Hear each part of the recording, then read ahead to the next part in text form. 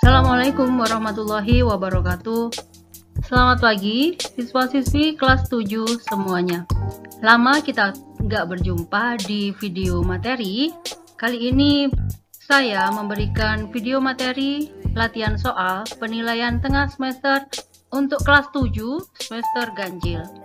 Di video latihan soal PTS ini ada 3 materi yang saya bahas. Yang pertama adalah objek IPA dan pengamatannya. Yang kedua adalah klasifikasi makhluk hidup. Dan yang ketiga adalah klasifikasi materi. Oke, kita akan mulai langsung dengan soal yang pertama. Perhatikan tabel berikut ini. Besaran satuan dalam sistem internasional atau SI dan alat ukur yang sesuai ditunjukkan oleh nomor. Dari tabel ini kita akan melihat di sini yang merupakan besaran berat. Ini besaran berat adalah besaran turunan. Satuannya kilogram, salah, harusnya newton ya, karena ini besaran turunan. Jadi satuannya salah. Suhu betul, tapi satuannya Kelvin, harusnya Celsiusnya salah. Termometernya betul. Kuat arus betul, satuannya ampere betul, alat ukurnya ampere meter betul. Panjang satuannya meter, alat ukur jangka sorong betul. Berarti yang betul 3 dan 4. Berarti jawaban yang benar adalah yang D gitu. Ini satuan secara internasional, berarti harus disesuaikan dengan yang disepakati secara internasional gitu. Lanjut soal nomor 2. Pada saat melakukan penelitian, seorang siswa pasti akan mengamati objek yang diteliti. Prosedur berikutnya yang tepat secara berurutan adalah: setelah mengamati objek, yang dilakukan adalah pasti mencatat. Apa saja yang diamati itu dicatat. Berarti C dan D, mencatat. Kemudian setelah mencatat, yang dilakukan adalah menyimpulkan atau inferensi. Kemudian baru yang terakhir adalah mengomunikasikan atau menyampaikan gitu. Jadi jawabannya adalah C. Menyimpulkan ini sama juga dengan inferensi. Menyimpulkan gitu. Soal nomor 3. Siva memanaskan air sebanyak 500 ml menggunakan panci listrik. Setelah air mendidih, Siva mengukur suhu air dengan termometer. Suhu air di dalam panci sebesar 95 derajat Celcius.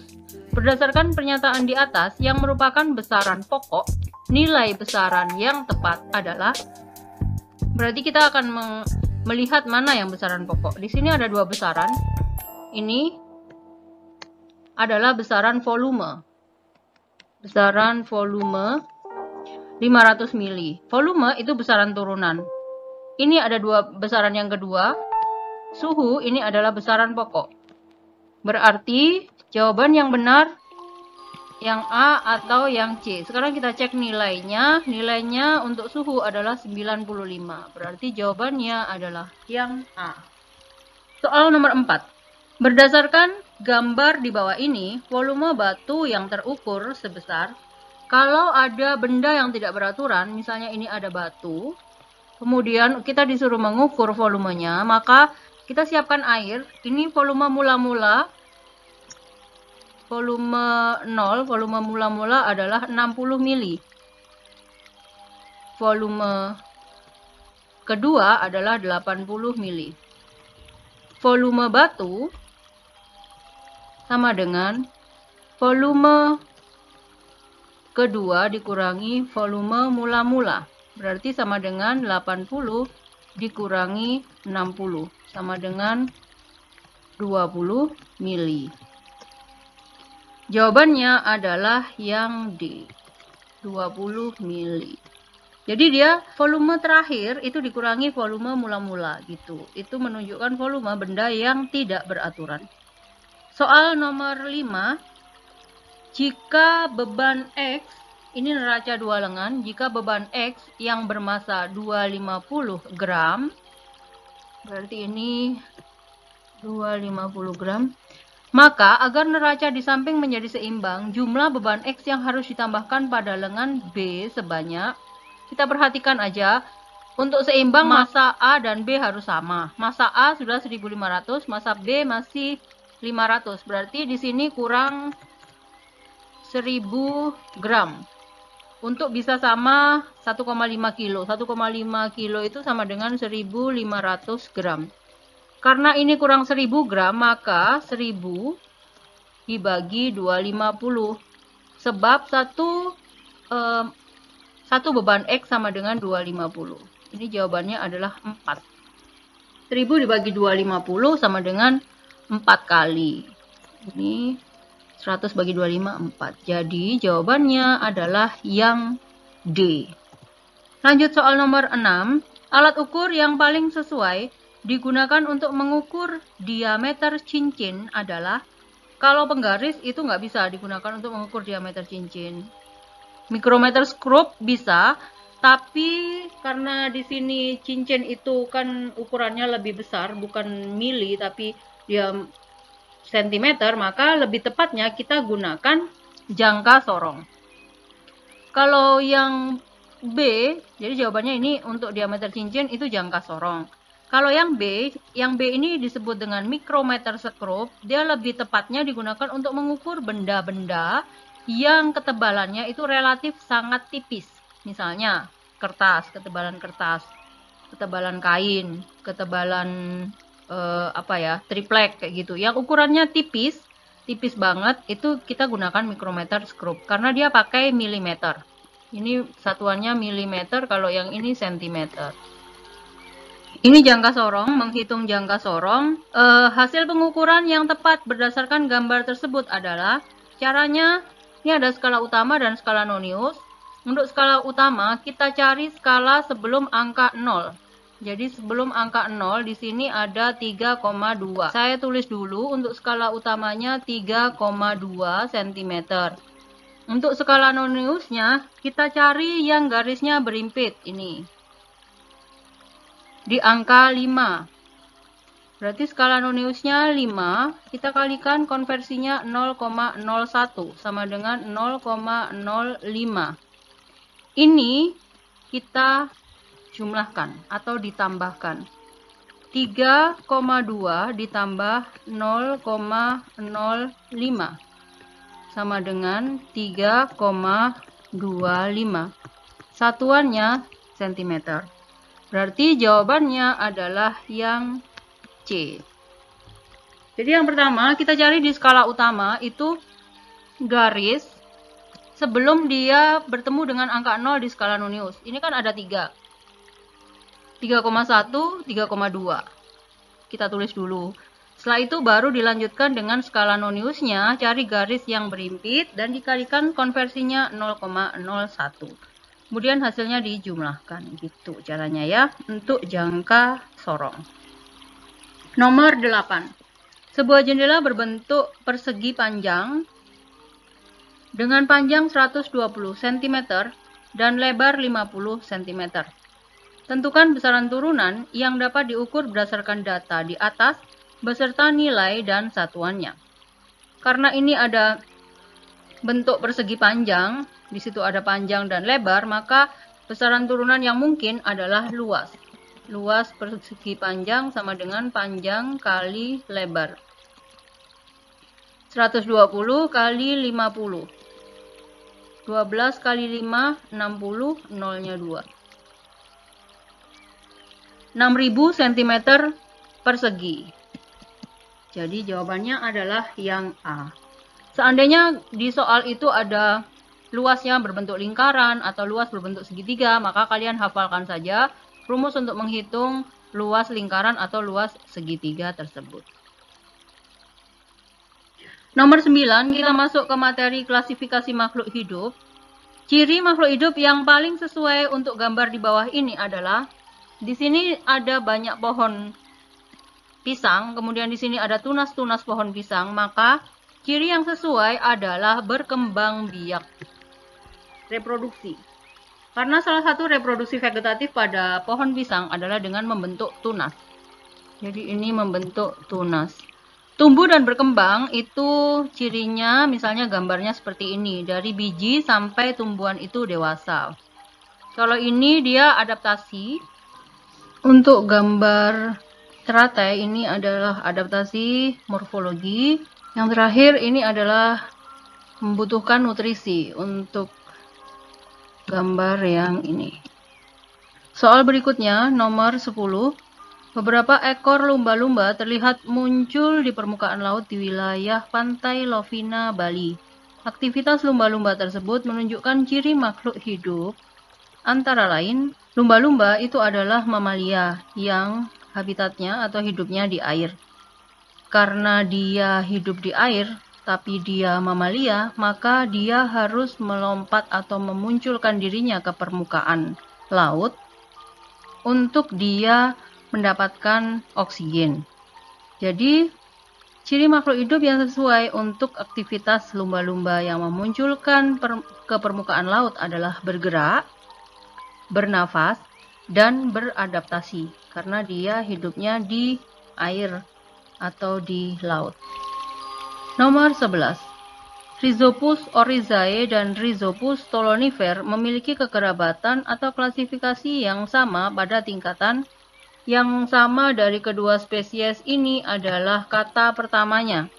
Kata pertama menunjukkan nama genus. Jadi tingkatan untuk klasifikasi makhluk hidup dari tingkatan yang tertinggi, kingdom, kerajaan, kemudian divisio untuk tumbuhan, phylum untuk hewan, kemudian kelas, ordo, familia, genus. Genus itu cirinya adalah memiliki kata pertama yang sama. Soal nomor 12. Hewan di bawah ini berada dalam satu phylum yang sama dengan hewan, ini adalah bintang laut. Bintang laut itu termasuk ke dalam phylum Echinodermata atau hewan berkulit duri. Contoh dari hewan lain yang satu phylum dengan bintang laut adalah ular laut, teripang, dan landak laut. Jadi jawabannya adalah yang D. Untuk yang A, kepiting dan kupu-kupu.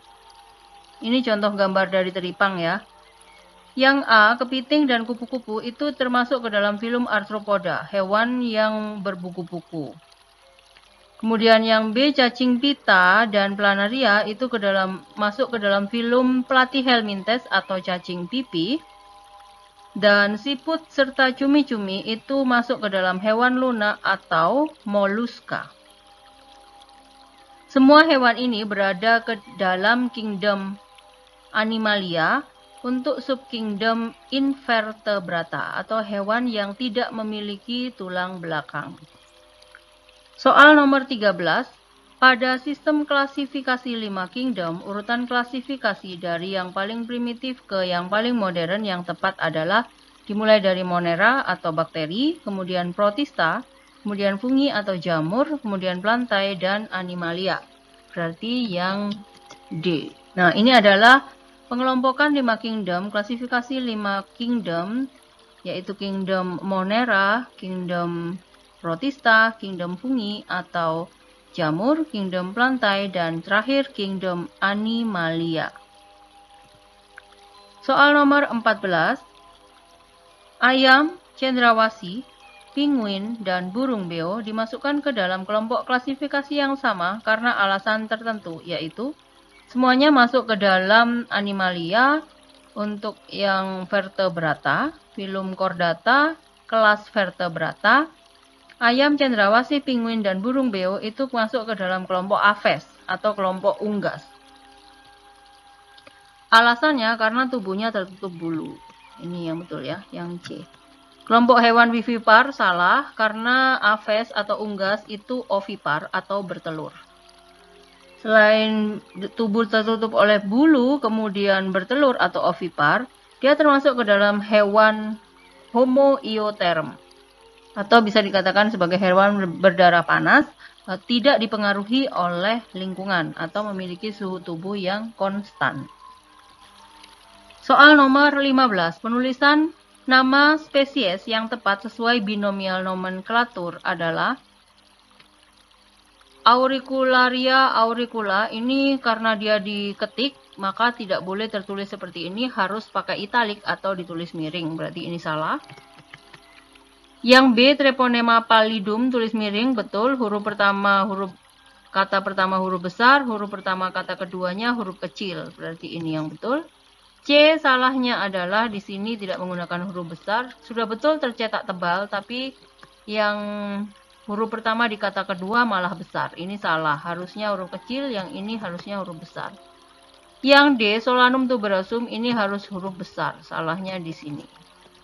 Jadi yang benar adalah yang B. Nomor 16, gambar makhluk hidup di bawah ini memiliki ciri khusus. Ini adalah kelompok jamur atau kingdom fungi.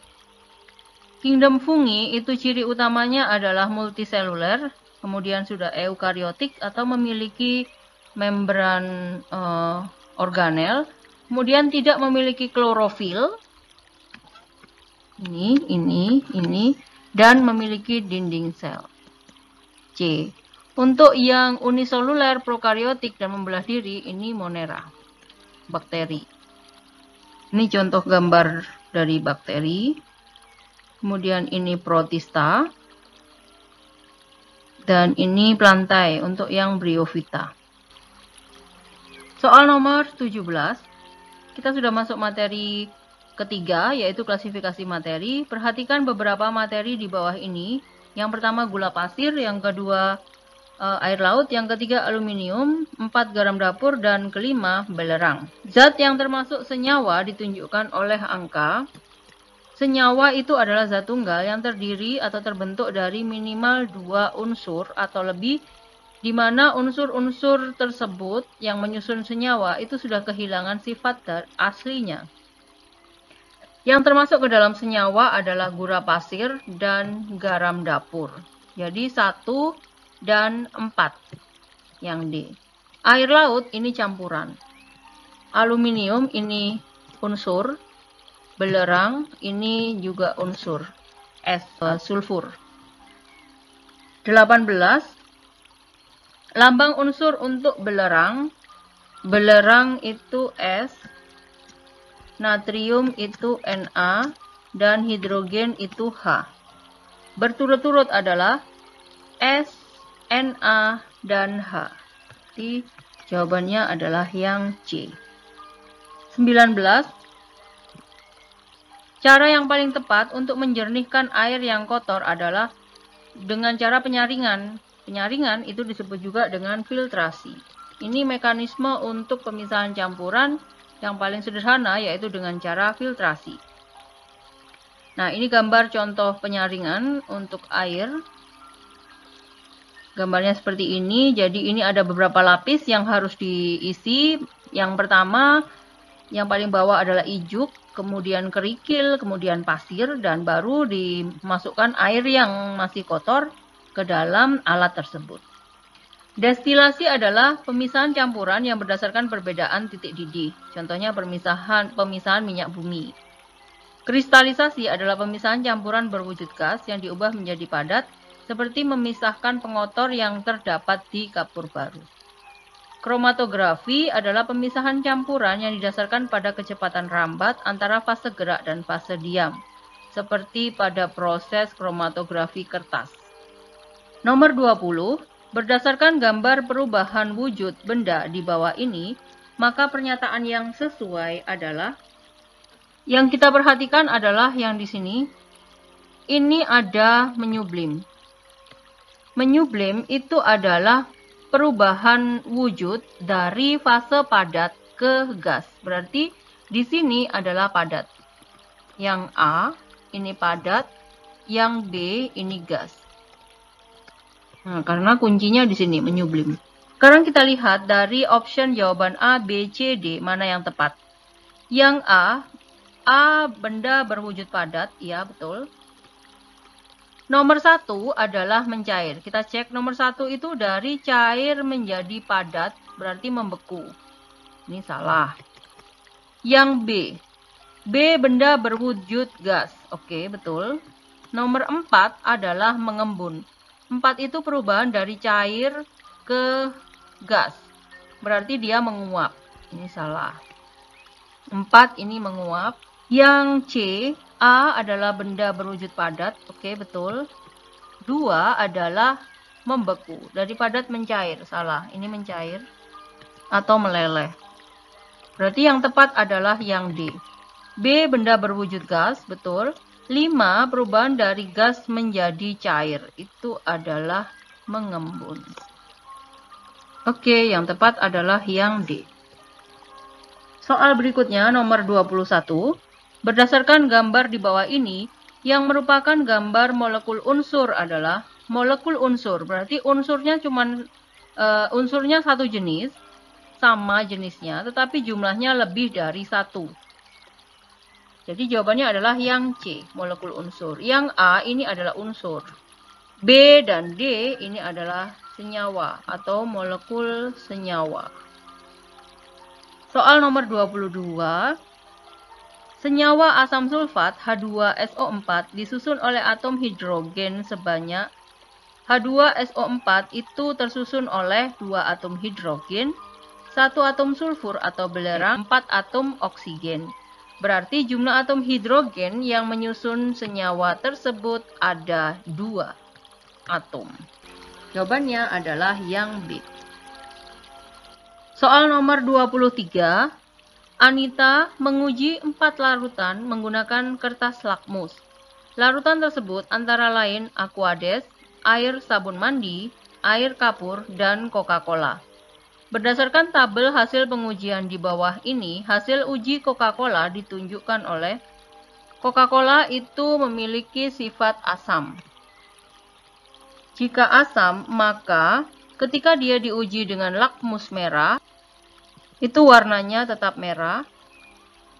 Dan ketika dia diuji menggunakan lakmus biru, maka warnanya menjadi merah. Atau intinya adalah memerahkan lakmus. Karena dia dua-dua lakmus itu merah, maka larutan yang tepat menunjukkan Coca-Cola adalah yang L. Yang B. Yang K, karena dia membirukan lakmus, berarti ini basah. Mungkin ini sabun mandi. Jadi yang ini bisa sabun mandi. Kemudian yang M bisa air kapur. Dan untuk dua-dua lakmus yang tetap atau tidak berubah warna, berarti ini sifatnya netral. Berarti ini Aquades. Gitu. Nomor 24. Perhatikan contoh peristiwa berikut. 1. Rantai sepeda yang berkarat karena tidak diberi pelumas. 2. Kayu kering diubah menjadi kursi dan meja. 3. Kertas warna yang dibuat origami. Dan 4. Singkong yang dibuat menjadi tape. Perubahan kimia, contoh perubahan kimia ditunjukkan oleh nomor. Kalau perubahan kimia itu cirinya terbentuk zat baru. Memiliki perubahan warna, suhu, ada endapan, dan ada bau. Jadi yang merupakan contoh dari perubahan kimia adalah perkaratan, sama fermentasi. 1 dan 4. Jawabannya adalah yang D. Nomor 2 dan 3 itu adalah perubahan fisika, di mana tidak terbentuk zat baru, hanya terjadi perubahan wujud, misalnya bentuknya atau warnanya saja. Soal terakhir, soal nomor 25. Berikut adalah beberapa karakteristik materi. Yang pertama, volumenya berubah-ubah. Yang kedua, bentuknya mengikuti wadahnya, dapat mengalir. Yang ketiga, keempat, susunan partikelnya kurang teratur. Dan yang kelima, jarak antar partikel sangat jauh. Karakteristik yang dimiliki oleh benda cair ditunjukkan oleh angka. Benda cair itu bentuknya mengikuti wadah, dapat mengalir, betul. Dan susunan partikelnya kurang teratur. Berarti 2, 3, dan 4. Volumenya berubah-ubah itu benda gas.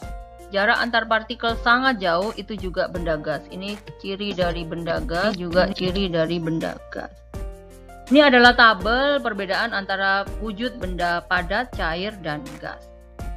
Oke, semua materi, semua soal sudah saya berikan sejumlah 25 soal. Demikian tadi 25 soal untuk materi persiapan PTS kelas 7 semester ganjil sudah saya berikan ke kalian. Jangan lupa diulang kembali materinya dari depan. Dan jangan lupa pula bagikan video materi ini ke teman-teman kalian yang lainnya. Terima kasih sudah menonton sampai terakhir. Saya akhiri. Wassalamualaikum warahmatullahi wabarakatuh. Selamat pagi.